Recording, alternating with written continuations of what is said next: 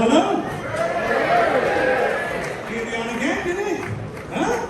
Well, I enjoyed that, did you? Yeah. You sounded like it. I'm sat up there, the gentleman in front of me, still there, quoting every single line, about 10 seconds before the line happened. Luckily, I was 15 seconds before the line happened, so I got him. Hey, the choir at the beginning, of course they weren't the Fatty Lewis Memorial Choir, that was just a little gag for tonight.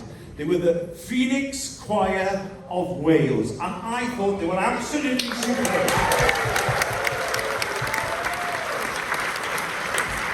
They were fantastic.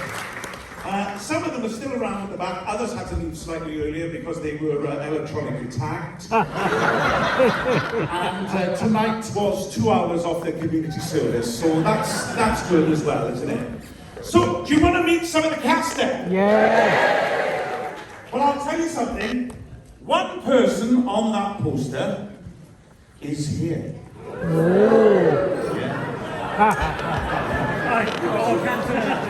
It's Cantona.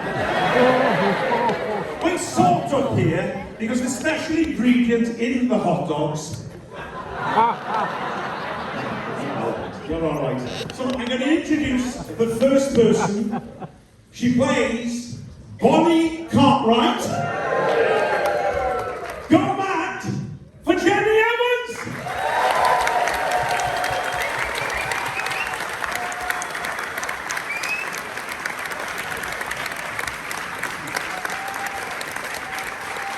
Isn't that great? And we're keeping with the Cartwright clan. The long-suffering wife. It's Lucy Cartwright, Sir Roderick.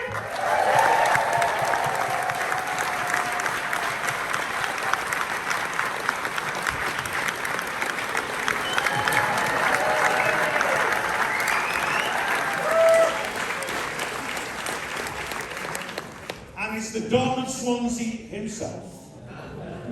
You've also got him sitting up there. It's Bryn Cartwright. The one and only Will Thomas.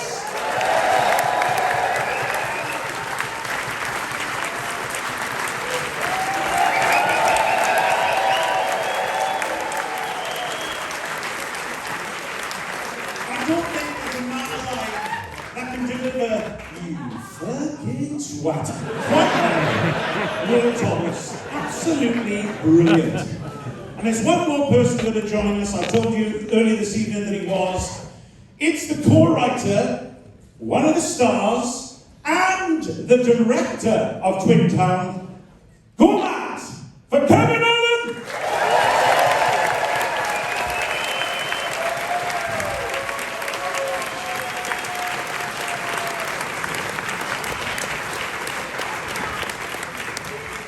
There's a nice little gang we are, huh?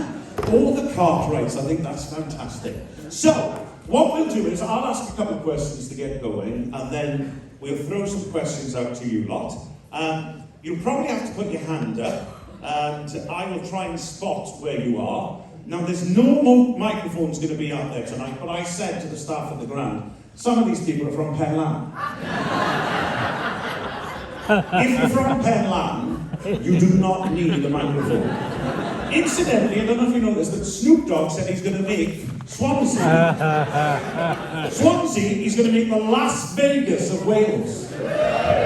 What he doesn't know is Penlan is already twinned with Las Vegas.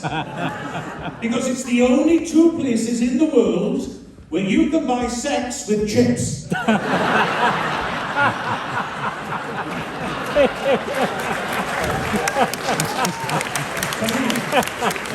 It's true. Absolutely true.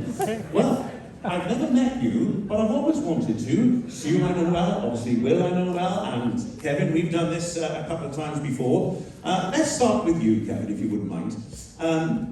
What I read, I don't know if this is true, but I read that one of the inspirations for the film was Fargo. Is that right? Yeah, definitely one of them. Yeah, Fargo and Pulp Fiction, I think. Were the Well, two. you had a story, right, where that was about the ice cream wars. Yeah. And that was very... You had a documentary about the ice cream wars where two guys were fitted up by the Glasgow Crime Squad for a mass murder. They didn't kill it. And it was an undercover type thing, quite heavy. So, no, I watched it on BBC Two. And I just thought, well, if I'm going to do this, I'm going to try and make a feature film and make it accessible. So it's inspired by that. Yeah. And this was your first feature film? Yeah. I'll ask it again. Oh, no. I'm not from Penland, but I'll try. Hello? 1, 2. Oh, I'm back. This was your first feature film? Yeah. How the hell did you do that the first time out, isn't it? Do you know what I mean?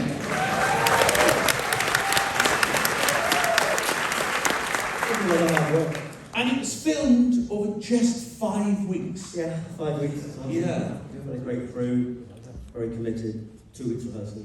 2 weeks Which is rehearsal. unusual. Very Yeah. unusual. And that's why the cast were so good, really. I think we had all that time rehearsing. Well, to be honest with you, the last time we spoke, you said that you had the perfect cast and Oscar quality performances. And 2 people, of course, sat here have been in Oscar-nominated films.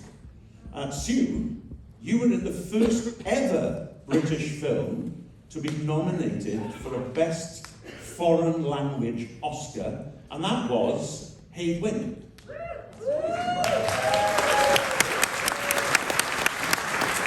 And Will, you followed up a few years later because you were in Solomon and Gaynor.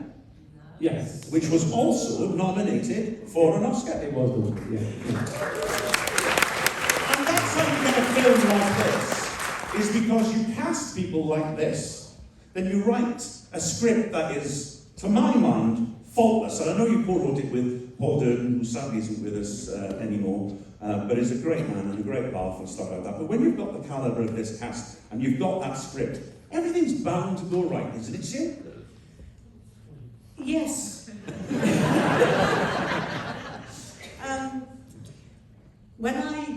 When Kevin, because I knew Kevin before we got together in this film, and he sent me the script. I remember we came to Swansea to rehearse, but more than that, I came to kind of audition really for the part, and we read. And I cannot tell you, the script was perfect.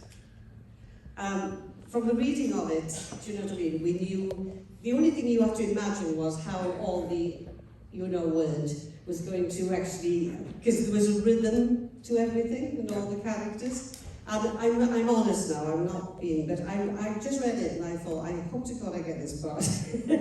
And it was just ready.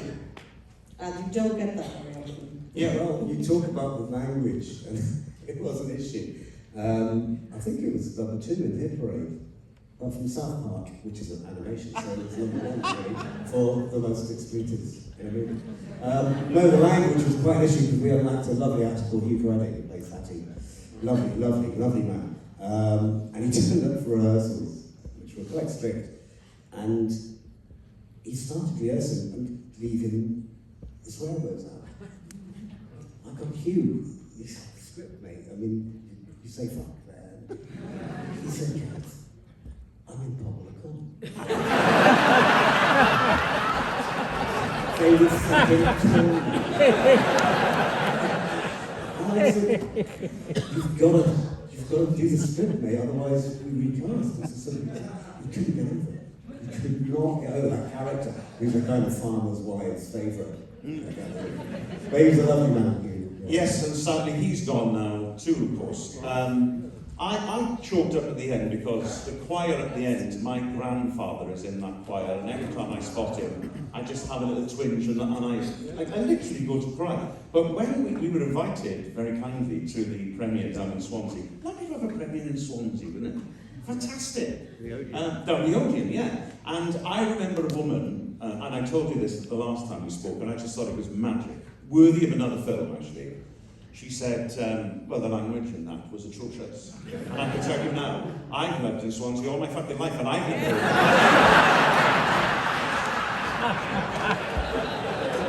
Which is priceless. This is absolutely priceless. did you get the part in this film?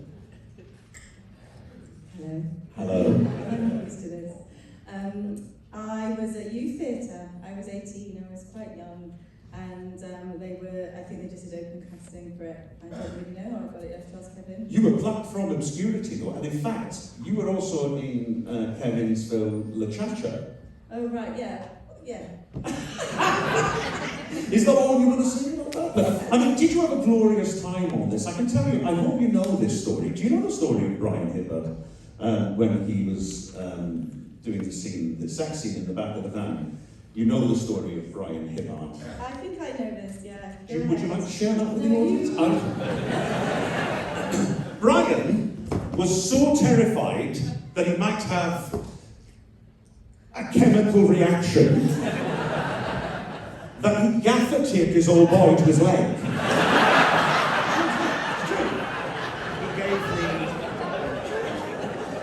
They call it a modesty pouch, which I don't think because the pub could afford a real one, so they used gaffer, yeah. And when he ripped it off, he kept it, and he framed it with all his pins and gave it to the end of the shoot. And there's going to be a raffle tonight. I can tell you that his wife told me this when Brian was there. She said he was on the phone going, "Caroline, you've got to help me, it won't come off." And he was pulling and pulling and pulling, but yeah, you've got the ultimate prize there, haven't you? But from being brilliant in this film, I mean, you are so good in this film. You're also, as far as I'm concerned, I've only just started to listen to it because you've been reading it to me. Not personally, but that would be great. You have got a book out, Yes. and you have just been longlisted for the Woman's Prize Non-Fiction. Correct.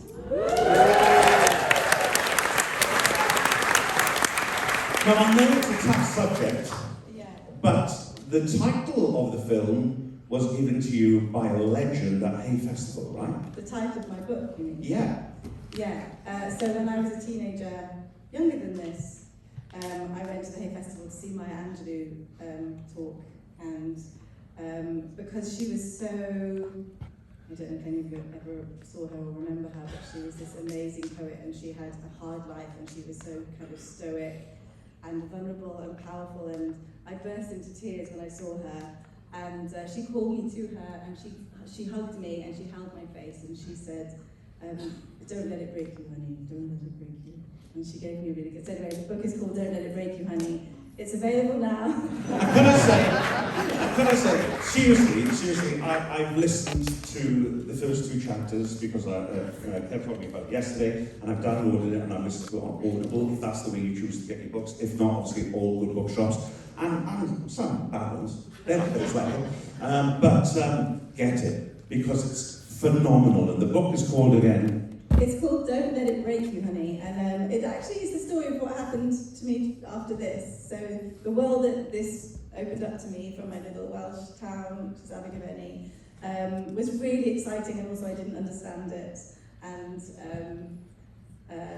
yeah, I got into some scrapes, let's say, and then trained as a journalist to try and work out how some perceived corruption had happened, and I've been a journalist for 20 years, and actually now I've just retrained in law. Oh, amazing. Yeah. That's incredible, yeah?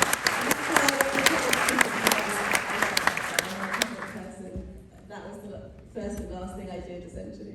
Yeah, but you were brilliant in it, so I really think you should have just ploughed on. And if ever you want to dip back into it, Thanks. I know there's a director that's really keen on your stuff, so Will, I mean, Yes. the legend, that is Will Thomas.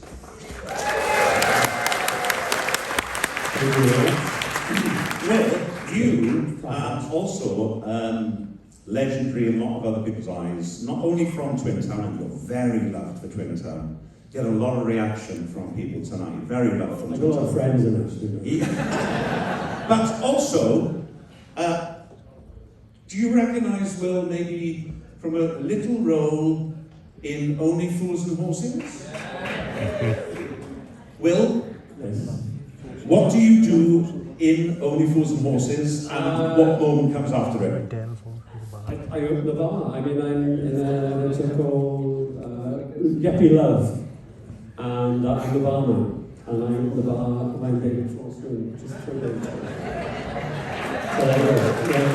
The next time you watch that episode, in fact, go home and watch it tonight, you'll see Will, and I swear to God, I was so excited when I first recognised it as well. I went, because I was literally watching it, and I went, I know him, he played my father in a radio play, and it was you, and I love Only Fools and Horses.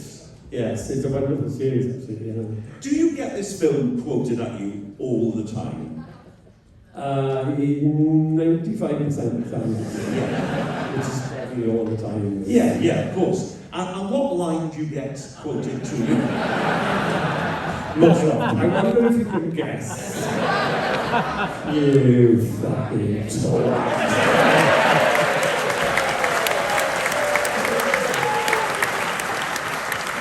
One of the great lines, and you go London on it, which really makes me laugh as well.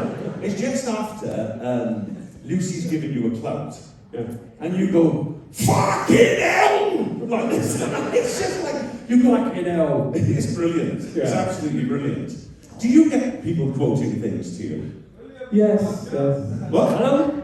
Williams, you wanker? Thanks, Dad. Do you get anything quoted to you, Sue? Yes, I do. I get sausage rolls and Welsh cakes. So Is it? That's my mother. Yeah. That is my mother. Yeah. But of course, you give sausage rolls from Swansea Market to Shirley Bassey, and St. David's Day, yeah. that's what on St. David's Day. And you said you better put them in Tupperware because I know what people from Cardiff are like. And the lady that came to the taxi, take me to that was your My mum. mum and my mother and my four I aunts. love the way she said, thank you very much. And my Uncle Roy gets the massage. Oh yeah. My Uncle Roy, I mean, as these guys will justify, I don't allow paraphrasing when we shoot at all. I don't allow any deviation from the script at all. True? Yeah. It's No. the rhythms and the language, etc. And the only guy who got away with it, my Uncle Roy, who improvised the line. Oh, marvellous. And my Uncle Roy had, the line he had in the script, I gave him 3 months to practice. Was, walk around for 20 again. And anyway, it came to shoot, we were in a hurry. 35mm camera, film crews, shitting himself. And we went for a take. Kit off, Helen Griffin now. And action, he goes, what come out for 20 again? Cut. Uncle Roy, what's going on with the hand? He said, well, that's my wallet. I said, yeah, but you haven't got a wallet. And we're filming. You can see. I know, but I've been practicing with a wallet. I said, well, you can't. Well, I'm going to have to sort of a take 13. What? Sorry, Kev. And if you look carefully, when you're next year, you'll see we kind of find his hand underneath his arm. Just stop it. He tries to get out of it. So, yeah, that was my Uncle. And also Helen, actually, I had a take in the one in the can. And I said to Helen, off camera, this time go down. And she put it, and that forced the line for me. Oh, man.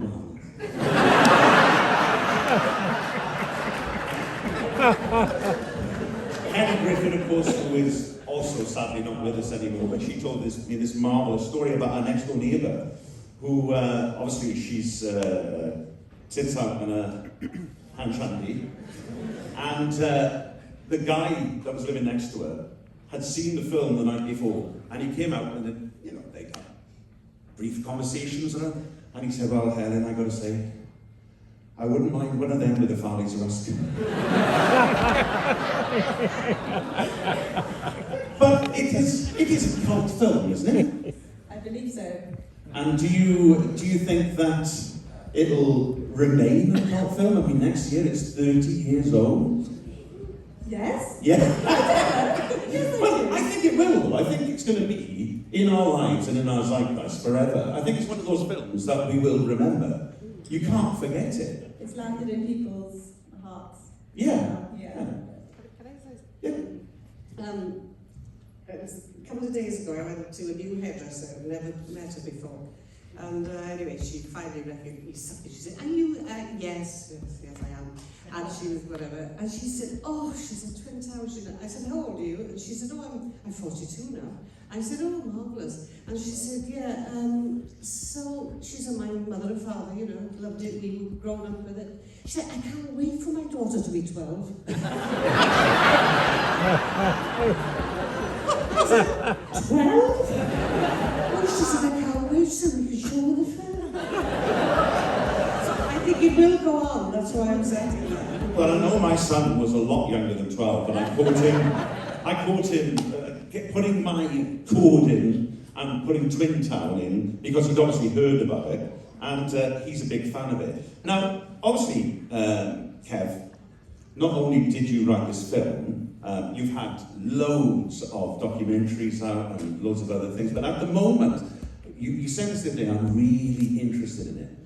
You're writing a novel about the Merthyr Rising. Yeah. And what inspired that? Yes, exactly. Well, I wrote a TV series, a sort of epic 12-part TV series, maybe 7 or 8 years ago. I didn't realise how much work I'd done on it, and I couldn't sell it. I mean, I got a bite from someone who said, "You're kind of interested if you set it in Sheffield." It didn't come from fucking Sheffield. And also, Sheffield wasn't where they raised the red flag for the first time. You know, it wasn't the birth of socialism in the UK, the birth of reform, the birth of Chartism. It wasn't done in fucking Sheffield. But that's what you know. So anyway, you know, I put it away, and I got it out recently and farted around with it, and I thought it's a waste. You know, it would have cost millions and millions of pounds. It's a huge, huge, epic story. So I thought, you know, my girlfriend who's a novelist convinced me to give it a go. And so I'm writing a novel. I'm looking forward to seeing that. It's a very important story. I have questions. Is it true that Dick Penderyn and his two co-accused were the last people who were charged with being hung, drawn and quartered in the UK? Do you know that? Don't think they were the last. But then there was a public outcry and it was stopped. But I don't know if that's, I don't know, I maybe I'm misremembering that. Well, I didn't realise he was quartered. I thought he was just hung. Yes. But, Yeah, I think it was, because I think the hang drawn and quartered finished around about 15, whatever it is. yeah. Because people actually got sick of seeing people being hang drawn Strange. and quartered. It was other Chartists, different Chartists, I Yeah. think, maybe. But your writing is quite superb, and I'd like to read something of yours if you don't mind. This is from the speech that you delivered for the St. David's Address in the Hotel de Paris in Monte Carlo. And I'm just going to read a couple of... this is just so funny, it's so beautiful, and I loved it. I walked along your promenade earlier with a residual blim of premium homegrown commercial weed coursing through my veins. It was a spring moonless night in a small principality, starless and Bible black. I saw an army of mechanical cockles marching along a cocaine white beach. There was no incumbent moon, the sea was made of garlic salt, but there was an incongruous absence of malt vinegar. I saw a giant starfish rising from the sea, rolling along the top of the water like alloy spokes of a mid-engine Ferrari. I noticed there was no funfair, no hot dog stalls, and a curious scarcity of dogging going on in the car park. You call that a fucking beach? Can you imagine Prince Albert's reaction? Sherry Bassey was pissing herself. I can imagine. But there's one bit here, and you talking about the differences, you indulge in the finest Colombian cocaine. We make do with glue from B&Q. You sip the best champagne, feast on beluga caviar, and have sex on the beach. We survive on warm bitter, eat mystery meat kebabs, and sex for us is something the posh people have their coal delivered in. It's fantastic, isn't it? It's like an alternative undermilk wood. Which of course is correct. So let's open it up onto the audience and see if we've got some questions out there. Now this is the point where, is somebody flashing a light at me to say they want to ask a question? Correct, well spotted, my friend. Fantastic! Big voice now, go. Good evening, thank you first of all to all the cast for putting Swansea on the map, so it's up and about. My question for Mr. Allen, did you ever think that this would reach the status that it's reached? No, you can't think like that. You know, there's so many variables when you make a film. You know, you can never envisage how it does. You know, it's great. You know, I did a tour last year. We did about 25 cinemas, and you know, it still plays. You back them out. So we did something right. I have no idea what it is. Well, I have a rough idea. I mean, I think in terms of where it hit at home is really because it landed in a vast landscape that sits between Swansea and BBC Wales. Of fake there, fakery. This had, you know, for all its exotica, there's a truth in it. There's for all its, you know, silliness. You know, there is a truth. I think that came from that documentary I made for real people who are fitted up for things, you know, corrupt police force, out of control youth, you know. So, and you know, back then, and still, places like Fleetwood, Bridgend, they're not represented in this fake broadcast world at all, on any serious level. You know, it's a made-up Wales. It's making up Wales. Even got, you know, I won't go on. Well, there you go, that's the answer to that one. Does anyone, hey, the gentleman on the front.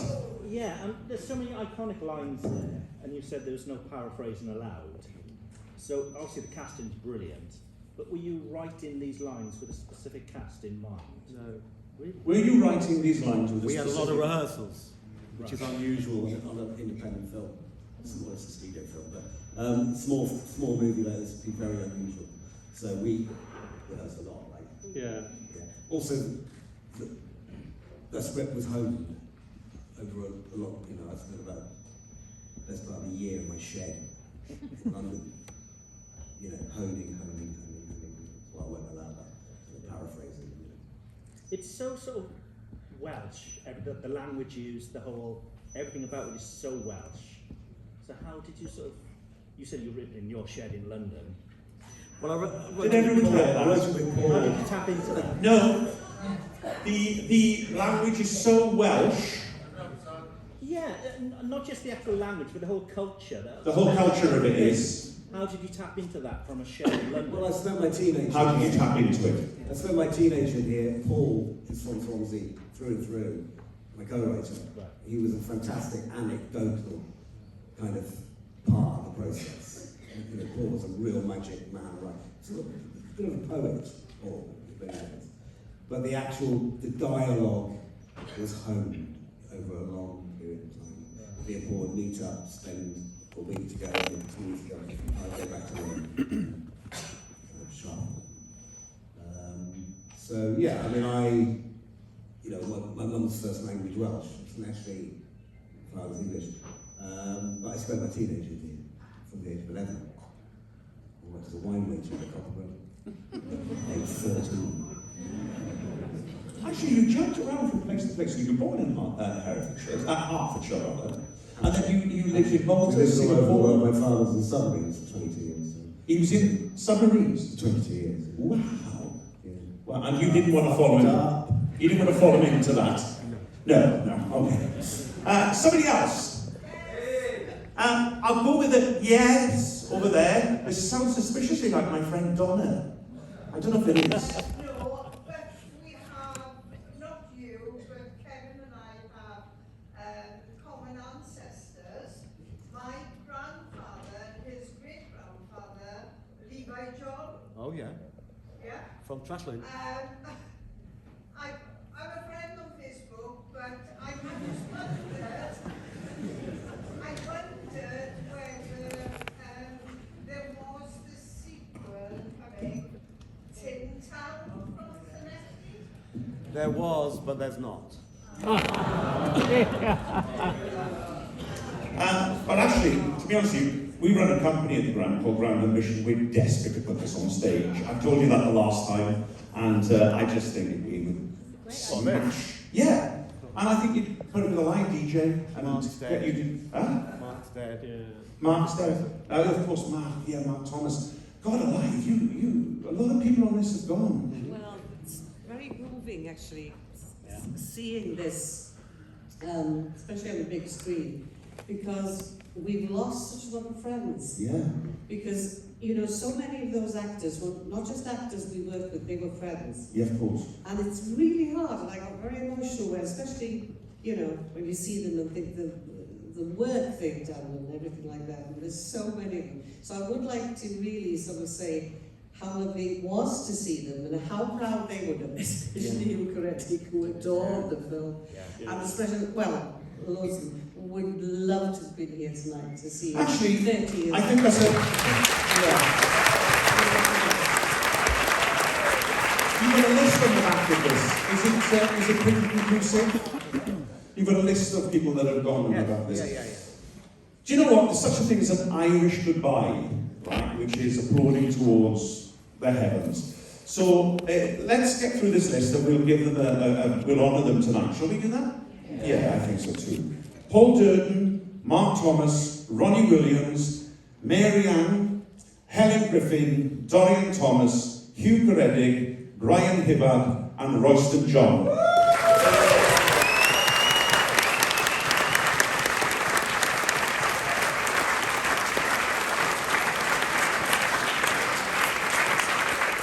That feels like a nice thing to do because if they're not here in person, they're certainly here on the screen and they're definitely here in spirit because these people, honestly, I know quite a few of them, they were magic, as are these people with us now. Any more questions? Yes? Oh, sorry, this man's a yeah. Go on. Who came up with fucking hot dogs in his head? Hold on a second, I'll come back to fucking hot dogs. This gentleman here, shout out your question nice and loud. You're from Rill? Kevin, I showed my girlfriend the film, and as soon as the people got killed, she was fuming. She was like, everyone's dancing. I was like, no, it's more poetic than that, blah, blah, blah. It was amazing. So, do you have any regrets about the plot or the script? Do you have any regrets about the plot or the script? And actually, I'll come to Jenny after the question after that, actually. No, it's comedy. It's only a poodle.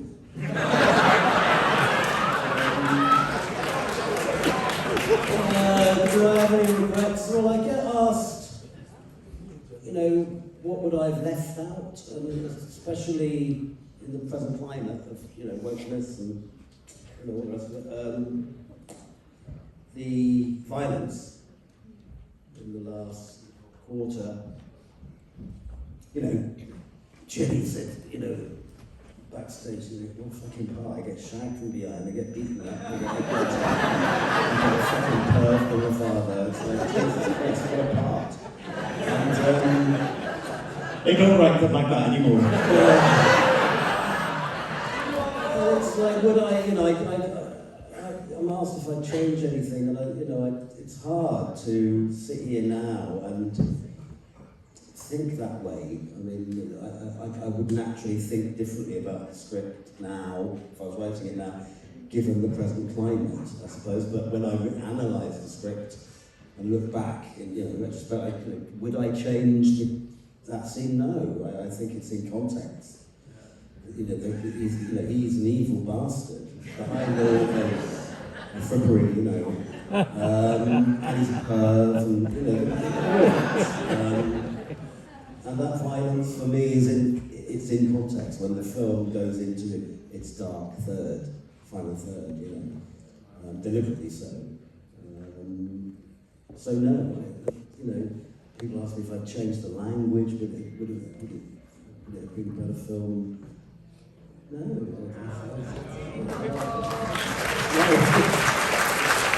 I think it could have been, I would have liked it to be 5 to 10 minutes longer. I just think I touched it. What about the end credits? What about it? So, the one that I watch is Super Furry Animals. Yeah, we put it down to let the choir take over today. That's all. So I was going to say that the language, as far as I was concerned, I mean, effort and blinding is something that's actually accepted now in all sorts of productions. I was watching something last night, and there was a lot of effort and blinding in between sort of quite intellectual, sort of heavy kind of dialogue, But yeah, it was. I mean, you should ask Jenny and Sue about that sequence, because for me that is the only one that is debatable. I'm happy to debate it. Yeah. But I think Jenny, do you want to speak about it? I mean, actually, Kevin said that the question about, what would you change in a model climate and stuff like that might be a good question for you anyway, because you've got that brilliant journalistic brain. Right. So is there anything, and what would be the reason behind that? I mean, I don't know if I would want to change it, but I haven't watched it for a long time, and I did just notice, I was like, oh, wanking, and then pissed on, and then shouting, and then beaten up. So that's my contribution. So I was joking when I said that to Kevin, but It is Swansea in the 90s. oh my god, I was just like this, like, oh my god. I don't know if I would change it. I agree with Kevin, it is what it is. I think more challenging than the violence actually is him watching me masturbating. I think that's really That's dark. very perfect. It was like the first thing you see of him and of me.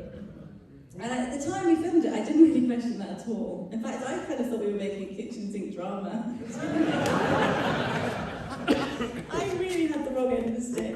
I was only a kid. But yeah, anyway, I think that's darker. And actually, no one really ever raises it, but that's horrendous. That side of that character. Sue? No, I think it's perfect myself.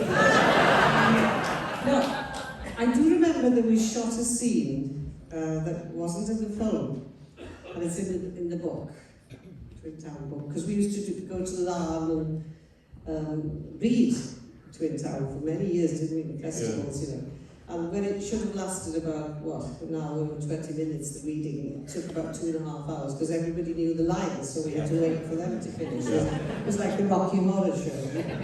So, and we did that for years, which was great fun. But there was one scene, do you remember, when we were sitting around having breakfast? And that was the first introduction of us as a family. And I do remember the line, because it was a fabulous line. You say it, yeah. No, you. Oh, okay. Well, I could have swear if I say it. All right, I swear then. I'm used to it. Well, the dog was there, of course, and we were all sitting around. And I was feeding the dog. I was feeding Fergie some smoked salmon. And because he was noticing all this, Bryn.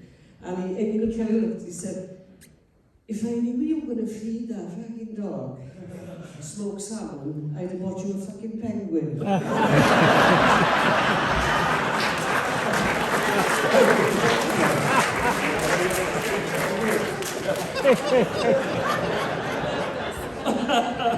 Why did that not make it in?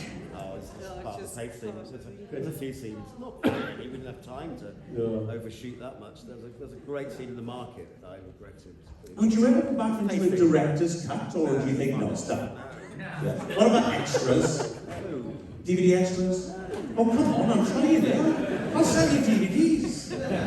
I've got two more people that shouted out. I'm coming back to fucking hot dogs. And there was somebody over here. Yes. Yeah, I was just asking, you obviously use Bonamine Rugby Club for a large part of it. Were there any other clubs you went to first before you focused on Bonamine? Were there any other clubs you went to first before you focused on Bonamine? No. I can answer that. Body, mind, all the way. I gotta say, my wife came and she asked, when we were getting together, she asked me for a lift home one night. I should have known, Kev. You certainly should have warned me, Sue. I said, yeah, you can have a lift home. I said, are you born a line way? And she looked at me and she went, which way were you born? No. Are you born a mine way? Not are you born my way? Who wrote the line? What was it? Fucking hot dogs.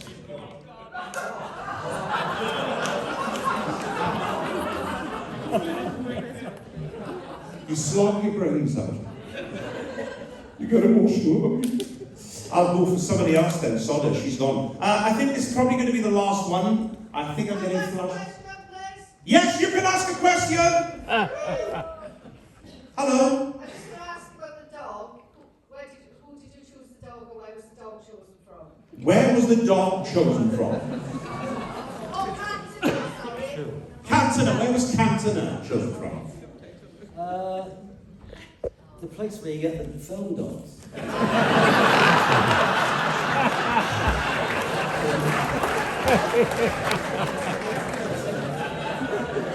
It's such a good answer. Company that do it, they come up with load ambulance. And the poodle, I mean, it's a shame what we have to do to it, but that is cool. Yeah. I would have rather it was the poodle and the Jack Russell Terrier. The Jack Russell Terrier would have really upset me, but the poodle, I don't know, is kind of acceptable to me. I don't know what that says about me. Listen, we should thank the Grammar Theatre staff for this evening. And I would like to say that it's brilliant of you all to come and support this. It's really, really fantastic. It's great to see this theatre full. So please come back, see other things. Come see our show. Come see Grand Ambition. Maybe we'll do the 30th next year. Yeah, we'll do the 30th. I mean, I think you could do more than 1 month. I really do. But let's thank them, and let's thank them individually. The brilliant Jenny Evans.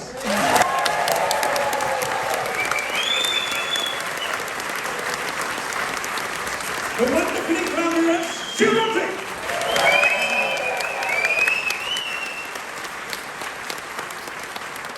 The Don of Welsh theatre, Welsh TV, and Welsh film, Will Thomas!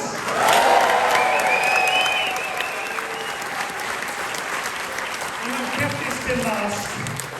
He's an absolute legend. I know he was not born in Wales, but we've adopted him. He's ours, as far as I'm concerned. I'll fight anyone that says no. Ladies and gentlemen, come on. I identify as